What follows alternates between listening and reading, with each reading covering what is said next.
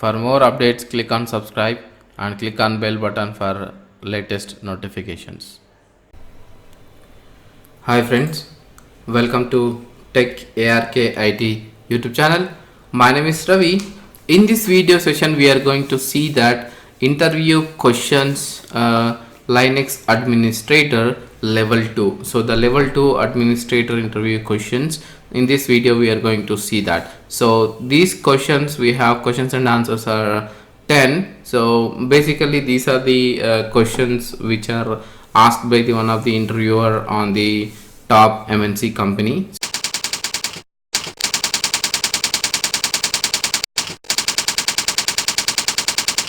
Like, share, comment, and subscribe. So let's see this. What are those questions and answers? Okay. Now, if I see here, the first question is that explain the entries of /etc fstab file. So if you cat that fstab file, you can see the entry as /dev/mapper/rcl-root /xfs default 00. So what are those fields and what are those fields refer all the details. So the first one is that /device device name, so which is maybe if it is a black device, so the black device path, example say that /dv/sda1 or sda2 sda3 something like that, or if it is a name virtual disk vd01 vd1 something like that, or if it is an nfs path, example nfs export, if you want to mount it as a permanent, then you can use server name : share path, the share name, nfs share name. So that's the first field. The next one is the mount point. So the mount point is like local directory path of the Linux, like any path like /mnt/media/ or /data, something like that, whatever it is for mounting that file system. The next one is the mount point. Then the third field is the file system. The file system is like maybe nfs or saves, ext2, ext3, ext4, anything. So whatever the file system you formatted with that device, the file system you have to mention over there. So the next one is defaults, the mount option. So here you can use like read only permissions, read write permissions, or you can also use something if it is in a network drive, you can use _net dev device, something like that. There are so many options on that here, but most of the times we use as a defaults. So we don't want to specify anything special over there, like the user IDs or the group IDs, permissions, anything. So we give as a defaults.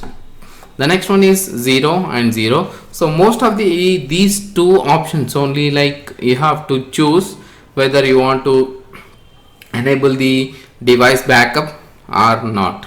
Okay, if it is a 0, so which is excluded from the backup. If it is a non-zero, example say that the first 0 it make it as a 1, then the dump program is enabled, the device will be backed up. Okay, the next one is the option is 0, that is fsck error check, like whenever the system has been rebooted, which will check the device for file system with any errors, like fsck will run on that particular mount point and verify that if it is a size is huge, example say that more than 2 dB or 3 dB, the system boot will take more than 1.5 hour or 2 hours, because it has to verify all that blocks on that particular mount point. So everything, the blocks will be verified using the fsck. If any errors found, it will fix automatically. So if you make it as a 0, so the system will be boot faster and there is no errors verification can be done. But if you value make as a 2, the partition will be checked by the fsck. So this is the explanation of the /etc/fstab. The next question, let's see this. So what is that question over here? The next question is that what is sticky bit, how it will be useful, and explain with an example. So the sticky bit is a permission bit that is set on a file or a directory that lets the owner or the owner of the file or directory. Example say that the /etc/password is in a script file. So whenever somebody executed the password command, so he has to reset his username password, so the password file can be executed. So but whenever you set the sticky bit permissions, what happens, it is who has a owner. Example say that the file has a ownership as a root, so whenever other user runs that file, the file will run as a root only. So that's the sticky bit advantage. So whenever you don't want to give the example say that the executable files to the all the people or the others, but still you wanted to set the sticky bit, so that can help. But no other user is given a privilege to delete that file created by some other user. So whenever the file has been created by the root can only delete that file, so other user cannot delete that. That's the sticky bit option. And if you want to set that sticky bit, you can use chmod plus T for the file or directory. You can use any path like directory path or the file path, so that it will set the sticky bit for the file. So the next one is the question, how to provide access to single file to multiple users and groups with customized permissions. Example say that I have 3 users. I want give the single file as a one user as a read only permission, and another user a read write permission, another user a read write execute permission. So I can use that. I can make a group and I put all the users into that group and provide that permissions, but all the users will get the equal permissions whenever I add into the group. So that is not possible to customize the permissions. So what is the way you can use these customized file permissions or directory permissions? If you want to give using the ACL's access control list, you can provide the access to the directory or the file to the multiple users and groups. So in order to provide the users, example say that the Ravi user want the file name to the read and write access. You can use set facl-m, u is for user, colon username and the permissions. So read write execute, you can give any permissions. So I am giving read write to that file name. The next one is that if you want to group want to provide only read only access to that particular file, you can use set facl-m, g for group, colon group name and the permission and the file path. So that way the group members can only have the read only access, and the Ravi user has read and write access. So you can see that get facl the file name, so that you can see that here the user Ravi has read and write execute read and write permissions, no execute permissions. Like that, if you want to remove the permissions, you can use set facl-x and which one you wanted to remove. Example say that I wanted to remove for the user Ravi, so no permissions. So you can use -x u colon username, no permissions can be provided, so that the user permissions will be revoked using the ACL. So this is the way you can customize custom permissions you can give to the files and directories using the ACL. So from RHEL 7 onwards, you don't need to add any special parameters on the fstab entry. Before that you have to add the fscl entry and you have to run some commands to enable the ACL, but on RHEL on 7 onwards you don't need to particularly add the ACL on that mount point. So see next question. So the next question is what is SGID and what is SUID? Explain. So SUID is a set of bit, so set of permission bit. So when the file is executed by a user, the process will have the same rights as the owner of the file being executed. Okay, that's called a SUID. Okay, the chmod, you can use the first number, the 2 number is called as a SUID to the particular file. So SGID when you create a file within a directory, example say that you have a directory which has a group name, like the group ownership as, like group one is a group owner for particular directory. Whenever any of the group member created some files on that particular directory, so the file should get automatically group permissions or the group ownership. So that's called as an SGID. So example, if you working as a group, so some user created some files, other user on the same group wanted to access the files, so the SGID will be very helpful in that case.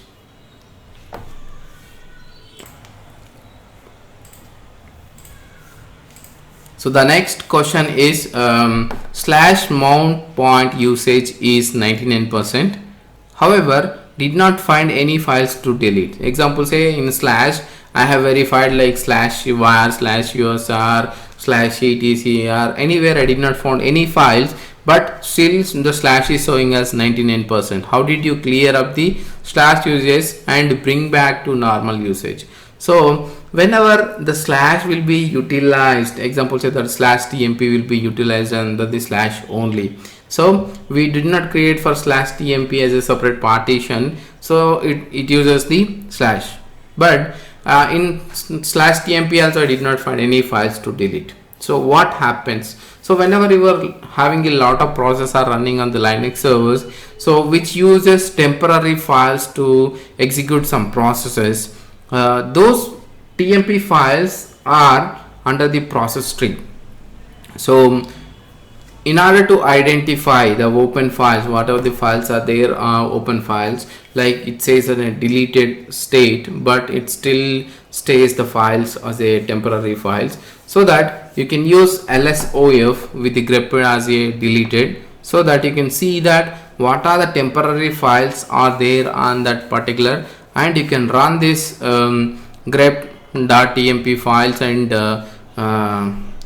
kill those process IDs, like what are the PIDs are there, you can kill those process IDs, so that the temporary files will be released. And what are the slash users, example say that if HTTP is using so many processes from the external, then it creates a lot of temporary files, and sometimes the temporary files will, the PIDs will be not exited properly, so that TMP files will be locked with those process IDs, PIDs. So you have to kill those PIDs in order to clear up the temp files. So these are the commands to verify that lsof list open files and verify those what are the files are there on the temporary files or open files. You can kill them which are not currently running with the temporary files, so that the usage will come down. The next question is how to scan for new LUN without server reboot. So most of the times whenever you add a new LUN from the storage, you have to sometimes you have to reboot it, otherwise it won't detect. But most of the cases a production server, whenever you add a new LUN, you don't need to reboot it, but reboot require a lot of approvals or process go through. So in order to avoid such a kind of reboots, you can use these utilities to scan for a new hardware changes, or they can scan for the new disks which are assigned to the LUN, which are assigned to the Linux server. So you have to install sg3_utils, and you can use sg_scan-i, so that can scan for the new SCSI devices which are assigned to the particular server. Otherwise you can also use the below command which scans the SCSI host or all the SCSI host bus on that particular machine in the while loop. So this is the command ls/sys/class SCSI_host/ while whenever it is reading host echo 1 2 3 4 5 6 something, how many hosts are there, so $host, so that it will scan all the host files on that particular SCSI_host. So whatever echo --- you are giving over there, the echo --- is called wildcards channel ID, SCSI target ID and LUV. So those are the options we give as a wildcard entries on that particular command. So this is the way you can scan the new lens without rebooting the server. The next one is what is zombie process? How zombie process will impact system performance? Zombie process are a different process, is a process that has completed execution but still has an entry in the process table. So whenever the process has been executed successfully, but whatever the memory or the resources allocated to that particular process is not released, but the process is still stays in the process stream, which is in terminated state. So this occurs for child processes where the entry is still needed to allow the parent process to read the child exit status. So whenever the parent process is not reading the child exit status, so which is terminated, or which is maybe a different process on the process list, so the child process stays still on the process table. So you cannot directly kill these zombie processes, you cannot do that, kill F9 something like that. So you have to reboot in order to clear these zombie processes. So that's why whenever you have a more than zombie process, like zombie processes will hold the memory or the resources whatever it is allocated to that particular process. So that way it will impact the system performance, because the resources are not used by those particular processes, because those are terminated state, but those are not released to the another resource to use. So that's why the zombie process are, if you have more zombie process, then the system performance will be affected. Using the top command you can check the zombie processes, the state will be in capital Z, and using ps command also you can check the zombie process states. The status of the process is in capital Z. So the next one is how to create single file system size more than 3 TB in size. So basically whenever you create a normal disk, so it allows only 2.5 TB, something like that. More than that, if you want to create, so you cannot directly create, because using the F disk or G disk you cannot directly create those file system more than 2.5 TB, because those are basically in MBR or DOS format. So in order to convert those disks, the more than 3 TB size disk, we have to convert them into GPT. GUI partition table is a standard for the layout of the partition table on a physical storage device used in desktop or server PC, such as hard disk drive, solid state drives, using a global unique identifier GUID. So using the parted command you can do this. Using parted command you can convert those DOS or MBR disks to GPT disk. So what you have to do, first of all, parted, the command name is called parted, then provide the device path, which device you wanted to convert from MBR to GPT, and if it is a new disk, so you can delete the partitions if you have anything. So using the rm-1 is the command, so it will delete the first partition if it is anything. Then you make the label as a GPT for that particular partition, make label GPT. So and you can print and see that the GPT partition is there or not. Then you can create the partition as a primary from 1 GB to how much size you have. Example, in my case I have 6.5 TB of the disk size, so I have used 6.5 TB and quit from the parted utility. Then make the file system on that particular device using the mkfs make file system, which may be ext4 or xfs, whatever the file system you wanted to utilize for particular disk, and mount that. So this way you can convert from MBR to GPT and create a single partition more than 2.5 TB in size. Let's see, next question number 9 is what is umask, and umask will be how umask will be calculated. So umask value is like whenever you create any files and directories on the Linux, which will be given a default some permissions like 644 or 755 something like that. So how those permissions are arrived or masked?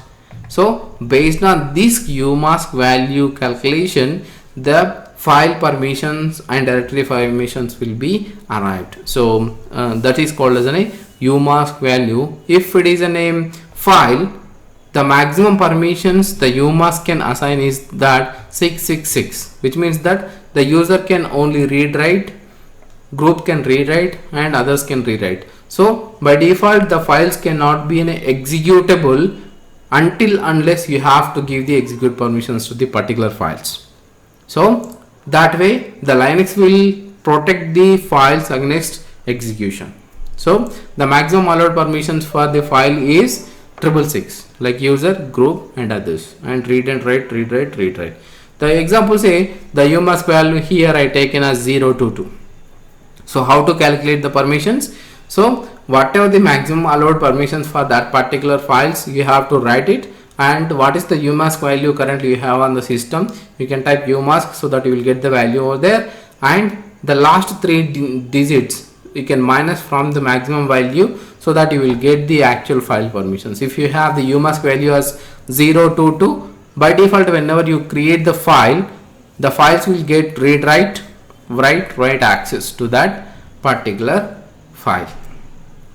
So in case of directories, the directories can have execute permissions. If you do not have execute permissions, you cannot directly enter into the directory execution permission, in the sense you have to enter into that particular directory. So the maximum allowed permissions for the particular directories is 777. Example here, the umask value I have taken is 022. So any value you can give. Okay, here. So I taken the value as 022, and directory permissions is by default 755. Means the owner can get read, write, execute permissions, and group can get execute permissions and read permissions, and others can get read and execute permissions. So something like that you can calculate this umask value. The umask value will be used to assign the files and directory permissions by default. So the umask value will help on the system. So if you mess up with the umask value, the by default user the files and directories will be get different permissions based on the umask value you set. The next question and final question is that explain cron tab fields with example. So the cron tab, this is a common question most of the times asked by the interviewers. So cron tab has 5 fields by default. So and another one is a command or the script, whatever that you wanted to give the path, that's the one. The first field is which means that the first star has any minutes only. So you can provide the first field is minutes. The value can be from 0 to 59, in the sense in 60 minutes you have the value from 0 to 59. So the first field values allowed is 0 to 59. In that range you can give any value. The second field is called hours. So every day has 24 hours, so that per day you can give 0 to 23, which is calculated 0 as a 1 and 23 as a 24, so that 0 to 24 per day, 24 hours. So from 0 to 24, the second field can be allowed 0 to 23 values. The third field is date of the month. So date of the month, for month you have 31 days maximum in any month, so that you can give the value as from 1 to 31. So any number you can give the in third field. The fourth field is month name, like from January to December, 1 to 12. So you can give either Jan, Feb, March, April, something like that, or you can also give 1 to 12 number. So we both are acceptable, you can give anything. So the fifth field and the final field is that day, which day you wanted to execute the cron tab. Example, say Monday to Sunday or Sunday to Monday. So that way you can give the value as 0 to 6, 0 or 7 is a Sunday, considered as a Sunday. So you can give these values 0 to 7, anything. 0 is Sunday and 7 is Sunday. So both are same values and you can give anything. So the last one is command. Example, say if you want to schedule a shell script to execute it every Sunday for backup, like the command sh space file path, so that the shell script will be executed whatever the fields, whatever the schedule you have used using these 5 fields. So these are the 5 fields. You have to remember that: minutes, hours, day of the month, month name, day. So these are the 5 fields you have to remember on the cron tab to schedule any jobs. That's about it, guys. Thanks for watching. Stay tuned. Please subscribe to the channel for more upcoming videos and courses. Look at the description for more links and interview questions. Please follow us on social networking sites. If you have any technical related questions, you can ask.